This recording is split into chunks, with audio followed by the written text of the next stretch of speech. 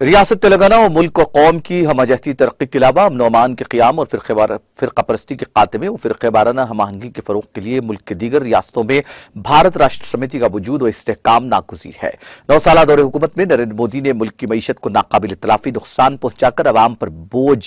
عائد کر دیا ہے۔ 2014 سے آج تک زائد 27 مرتبہ گیس کی قیمتوں میں اضافہ کیا گیا۔ ملک اور قوم وزیر اعلیٰ کے سیار کو نجات دہندے کی شکل میں دیکھ رہی ہے۔ ان خیالات کا اظہار ریاستی وزیر بلدی نظم و نسق کارگزار صدر بھارت راشٹر سمیتی کے ٹی راما راؤ نے ضلع کریم نگر کے حلقہ اسمبلی حضورآباد میں شامل جمی کنٹا ٹاؤن میں پی کوشک ریڈی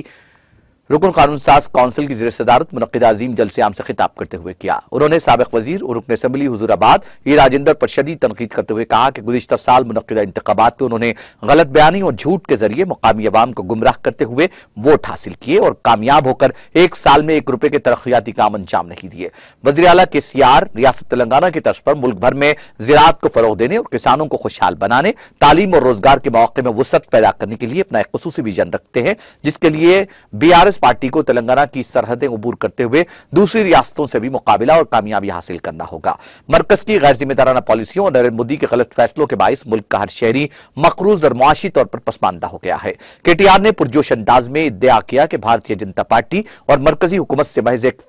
فرد اڈانی کو فائدہ پہنچا۔ انہوں نے بنڈی سنجے کمار مقامی رکن اسمبلی راجندر کو شب و روز وزیر اعلیٰ کے سیار پر الزام تراشی سے باز رہنے اور ریاست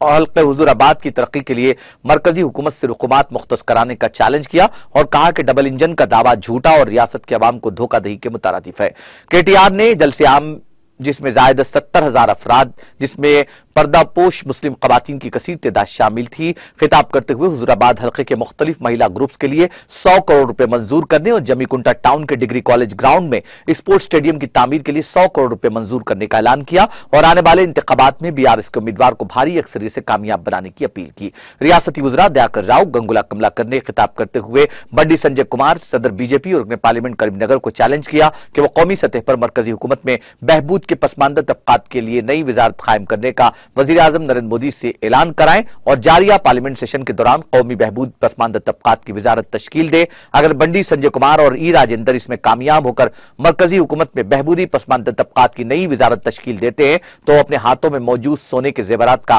عطیہ پیش کریں گے۔ نائب صدر ریاستی منصوبہ بندی کمیشن بی ونود کمار، صدر نشین ضلع پریشد حضورآباد حلقہ TRS پارٹی امور انچارج جی سرینواس یادو نے بھی خطاب کیا۔ جلسے عام میں ضلع کریم نگر کے ارکان اسمبلی اور قانون ساز کونسل اور مختلف علاقوں سے ہزاروں کی تعداد میں کارکنوں نے شرکت کی۔